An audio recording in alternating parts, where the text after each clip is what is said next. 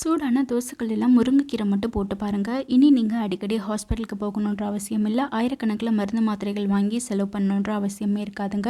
முருங்கைக்கீரையை பயன்படுத்தி நிறைய tips video வந்து சொல்லியிருக்கிறேங்க. வீடியோவை ஸ்கிப் பண்ணாமல் பாருங்கள். இப்போ தான் வீடியோ பார்க்குறீங்க அப்படின்னா லைக் பண்ணி, ஷேர் பண்ணி, சப்ஸ்கிரைப் பண்ணிக்கோங்க. கூடவே இருக்க பெல் ஐக்கானே கிளிக் பண்ணிக்கோங்க.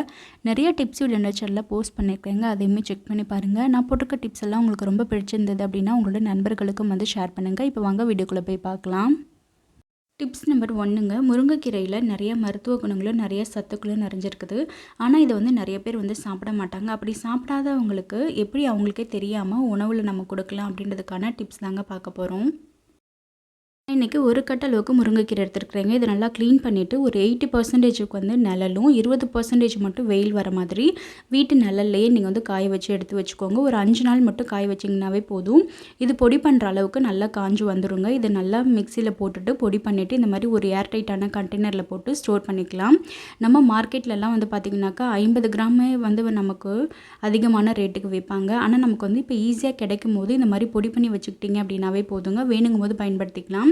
அதே மாதிரி முருங்கைக்கீரை வந்து சாப்பிடாதவங்களுக்கு நீங்கள் வந்து சாம்பார் வைக்கும் போது 1 ஸ்பூன் மட்டும் இந்த முருங்கைக்கீரை பொடியை வந்து போட்டுக்கோங்க. இன்னொன்று சட்னி நீங்கள் பண்ணுறீங்க அப்படின்னா கூட அந்த சட்னிலையும் 1 ஸ்பூன் அளவுக்கு போட்டு பண்ணி கொடுக்கும்போது அவங்களுக்கு வந்து இதில் முருங்கைக்கீரை இருக்குதா அப்படின்றதே அவங்களுக்கு தெரியாதுங்க. ஸோ இதன் மூலமாக அதோட சத்துக்கள் எல்லாமே குழந்தைங்கலேருந்து பெரியவங்க எல்லாருக்குமே கிடைக்கும். இதை நீங்கள் ட்ரை பண்ணி பாருங்கள். டிப்ஸ் நம்பர் 2 என்னென்னு பார்க்கலாங்க. அதுக்கு இந்த மாதிரி ஒரு தோசைக்கல் வந்து எடுத்துக்கோங்க. கேஸை ஆன் பண்ணிவிட்டு நீங்கள் இந்த தோசைக்கல்லை ஃபஸ்ட்டு வெறுமனாவே நீங்கள் வந்து இதை ஹீட் பண்ணிக்கணும். அதாவது நம்ம தோசை ஊற்றுறதுக்கு நம்ம ஒரு விதமான சூடு நம்ம வைப்போம்ல, அந்த அளவுக்கு மட்டும் நீங்கள் சூடு பண்ணாவே போதும். அந்தளவுக்கு நீங்கள் சூடு ஆனதுக்கப்புறமா உங்களோட கேஸை வந்து நீங்கள் லோ ஃப்ளேமில் வச்சுக்கணுங்க. லோ ஃப்ளேமில் வச்சுட்டு நம்ம க்ளீன் பண்ணி வச்சுருக்கக்கூடிய அந்த முருங்கைக்கீரை இலைகள் இருக்கு இல்லையா, ஸோ அந்த முருங்கைக்கீரையை வந்து நம்மளோட தோசைக்கல்லை வந்து சேர்த்துக்கலாம். நீங்கள் ஹை ஃப்ளேமில் வச்சுட்டு முருங்கைக்கீரையை சேர்க்கக்கூடாது. அப்படி சேர்த்திங்க அப்படின்னாக்கா டக்குன்னு உங்களோட முருங்கைக்கீரை வந்து தீஞ்சு போயிடும். இன்னொன்று வந்து பார்த்திங்கன்னா அதில் இருக்கக்கூடிய சத்துக்கள் எல்லாமே போயிடும். நம்மளுக்கு முழுமையான சத்துக்கள் வந்து கிடைக்கவே கிடைக்காதுங்க. அதனால் லோ ஃப்ளேமில் வச்சுட்டு இதை லைட்டாக வந்து ரோஸ்ட் பண்ணி எடுக்கணுங்க.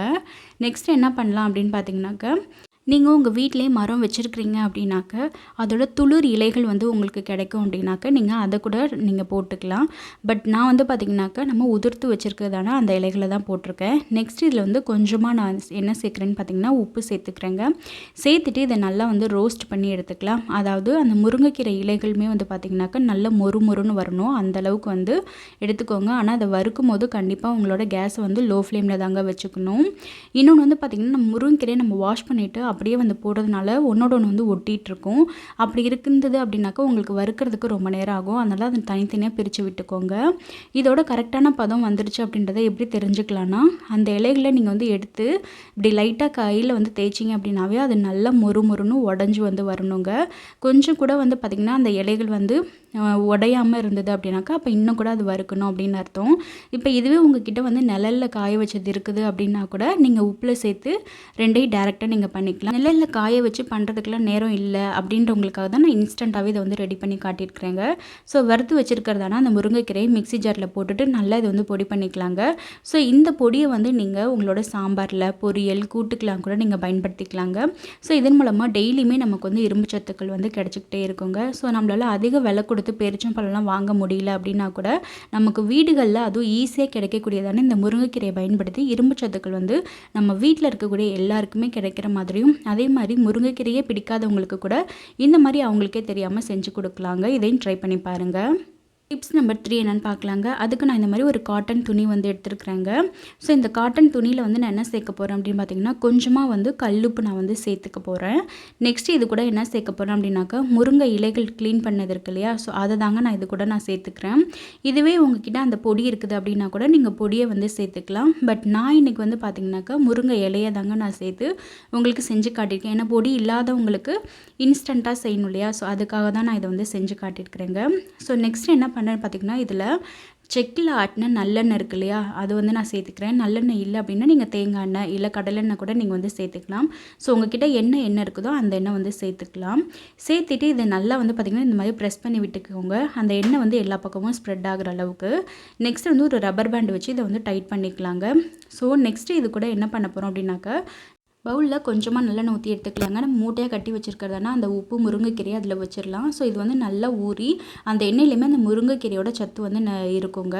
நெக்ஸ்ட் என்ன பண்ண போகிறோம் அப்படின்னாக்கா, தோசை ஊற்றுறதுக்கு முன்னாடி நம்ம வந்து எண்ணெய் தடவுவோம் இல்லையா, அதுக்கு பதிலாக இந்த மூட்டையை பயன்படுத்தி உங்களோட தோசைக்கல்லில் நீங்கள் வந்து எண்ணெய் தடவிட்டு நீங்கள் தோசை ஊற்றி பாருங்கள். உங்களோட தோசையில் ஒரு டிஃப்ரெண்ட்டான ஒரு ஃப்ளேவர் கிடைக்கும், நல்ல டேஸ்ட்டாகவும் இருக்கும். ஸோ குழந்தைங்களும் விரும்பி வந்து கேட்பாங்கங்க. ஸோ இதன் மூலமாகவும் நம்ம முருங்கைக்கீரையில் கிடைக்கிறதான சத்துக்கள் முழுசாக நம்மளோட குழந்தைங்களுக்கு பெரியவங்க எல்லாருக்குமே வந்து கிடைக்குங்க. கண்டிப்பாக இதையுமே நீங்கள் வந்து ட்ரை பண்ணி பாருங்கள். இப்போ வாங்க நம்ம நெக்ஸ்ட் டிப்ஸ் என்னன்னு பார்க்கலாங்க. டிப்ஸ் நம்பர் 4ல் நெக்ஸ்ட் இதே மாதிரி ஒரு பவுல் வந்து எடுத்துக்கலாம்.